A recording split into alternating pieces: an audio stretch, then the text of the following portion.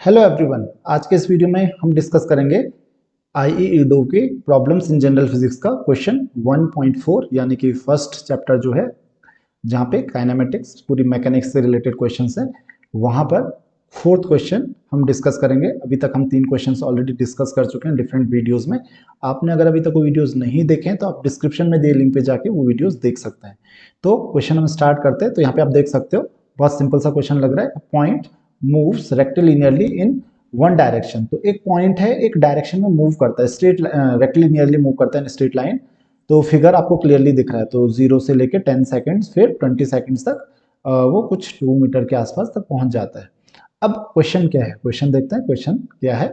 Question ये कह रहा है कि आपको क्या क्या पता करना है। द डिस्टेंस s, ये क्लियरली दिख रहा है, traced by point as a function of time t using the plot. Find the average velocity of the point during the time of motion. Average velocity पता करनी है टाइम ऑफ मोशन। यहाँ पे clearly, यहाँ पे एक चीज देखिए, टाइम ऑफ मोशन, जब तक वो मूव कर रहा है। टाइम ऑफ मोशन का मतलब जितने टाइम में मूव कर रहा है उसमें एवरेज वेलोसिटी क्या होगी। दूसरा पार्ट क्या है? The maximum velocity. Maximum velocity कितनी होगी वो भी पता करना है। The time at which the instantaneous velocity is equal to the mean velocity average over the first t naught seconds। तो हमको वो भी बताना है कि जो टाइम होगा, जिस टाइम में जो एवरेज वेलोसिटी होगी यानी कि मीन वेलोसिटी के बराबर होगी इन टी नॉट सेकेंड, उतने ही सेकंड्स में। तो वो हम कैसे पता करेंगे वो भी डिस्कस कर लेते हैं। तो चलिए फिर से वापस ग्राफ पे चलते हैं। तो सबसे पहले हमको बोला है find the average velocity, mean velocity in time of motion. तो देखिए 0 से हमने शुरू किया, बॉडी में मूव करना शुरू किया, यानी कि डिस्प्लेसमेंट होते जा रहा है, होते जा रहा है, क्योंकि डिस्प्लेसमेंट वाई एक्सिस पे यहाँ पे आपको क्लियरली दिख रहा है इन मीटर, और यहाँ पे टाइम है इन सेकंड्स, करेक्ट। तो मूव करते जा रहा है, ऊपर जा रहा है ग्राफ जब तक, यानी कि तब तक डिस्प्लेसमेंट हो रहा है। लेकिन यहाँ पे देखिए इस पॉइंट तक तो ऊपर की तरफ जा रहा है ग्राफ, लेकिन इस पॉइंट के बाद जो ग्राफ है वो सीधे आगे की तरफ जा रहा है, यानी कि इसके बाद जो बॉडी में मोशन है वो बंद हो गया। यानी कि मोशन कब तक हो रहा है? केवल 20 सेकंड तक ही हो रहा है। 20 सेकंड के बाद बॉडी में मोशन बंद हो गया। तो फर्स्ट का जो आंसर था उसने क्या कहा कि फाइंड द एवरेज वेलोसिटी। मैं फिर से दिखा देता हूं, या आप मीन वेलोसिटी कह सकते हो। किस टाइम पे? The point during the time of motion, जब तक मोशन हो रहा है। मोशन कितने टाइम से हो रहा है? 0 to 20 सेकेंड्स। और यहाँ पे डिस्प्लेसमेंट कितना हुआ? 2 मीटर। तो जो एवरेज वेलोसिटी होगी v इज इक्वल टू, वो क्या होता है? Total displacement. टोटल डिस्प्लेसमेंट कितना हो रहा है? 2 मीटर। 2 divided by 20। तो 2 डिवाइडेड बाय 20 कितना हो गया? That is equal to 0.1 metre per second. देखिए कितना सिंपल सा क्वेश्चन था। ग्राफ बहुत इजी होते हैं। नेक्स्ट देखिए द मैक्सिमम वेलोसिटी। अब देखिए मैक्सिमम वेलोसिटी ढूंढनी पड़ेगी।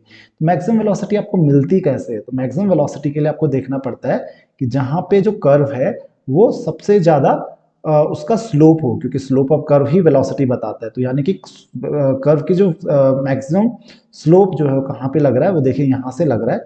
यहाँ पे आपको सबसे ज्यादा कर्व दिख जाएगा, क्योंकि यहाँ पे देखिए यहाँ से लेके यहाँ तक आपको सबसे ज्यादा कर्व दिखेगा।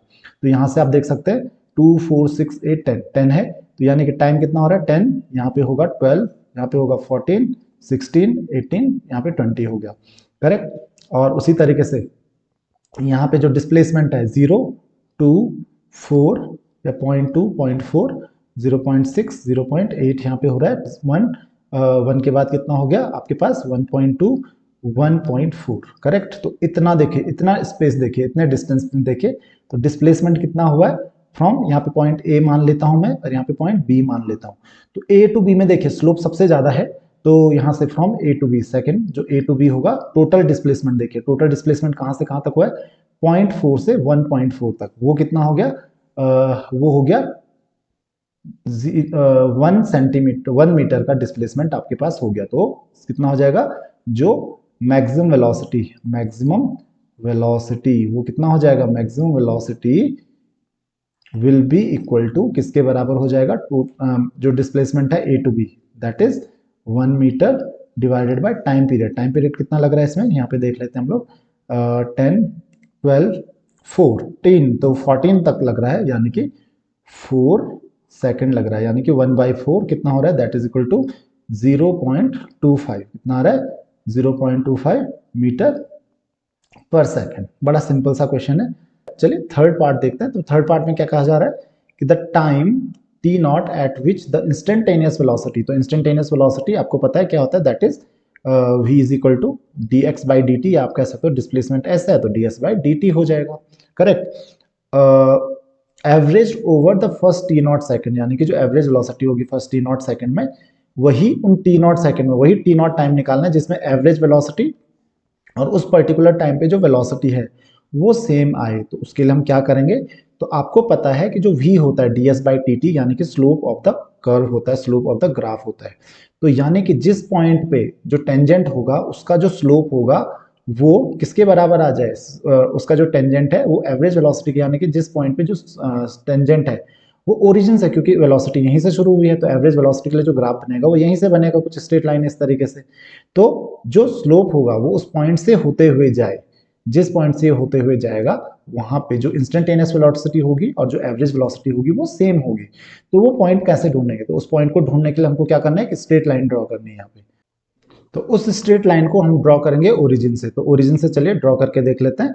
ओरिजिन से हमने एक स्ट्रेट लाइन शुरू की और अब हम देखेंगे कि किस पॉइंट पे जो एवरेज वेलोसिटी है इधर तो नहीं जा रहा है और जो टेंजेंट बन रहा है वो सेम जा रहा है। तो देखिए उसके लिए ग्राफ आपका परफेक्ट होना चाहिए। अब यहाँ पे देखिए, यहाँ पे ऐसा हो रहा है, कहाँ पे, इस पॉइंट पे, यानी कि इस पॉइंट पे जो टेंजेंट है, इस पॉइंट पे जो टेंजेंट है वो क्या है, शो कर रहा है कि जो वेलोसिटी है, करेक्ट, इंस्टेंटेनियस वेलोसिटी है और इस पॉइंट तक की जो एवरेज वेलोसिटी है, क्योंकि एवरेज वेलोसिटी क्या होता है इस पॉइंट पे, टोटल डिस्प्लेसमेंट, यानी total displacement by total time. तो टोटल डिस्प्लेसमेंट ये हो गया और टोटल टाइम, टोटल डिस्प्लेसमेंट यानी कि 1.4, 1.6 और ये 1.8 हो जाएगा। तो 1.8 by total time, total time कितना हो गया, टोटल टाइम 16 सेकंड हो गया। तो ये इस पॉइंट की बात कर रहा है 16 सेकंड्स पे, यानी कि t nought is equal to क्या हो जाएगा, 16 सेकंड्स हो जाएगा। तो इसका आपको ध्यान रखना है, हमको कुछ नहीं करना था, यानी कि टेंजेंट ड्रॉ करना था एक उस पर्टिकुलर पॉइंट पे।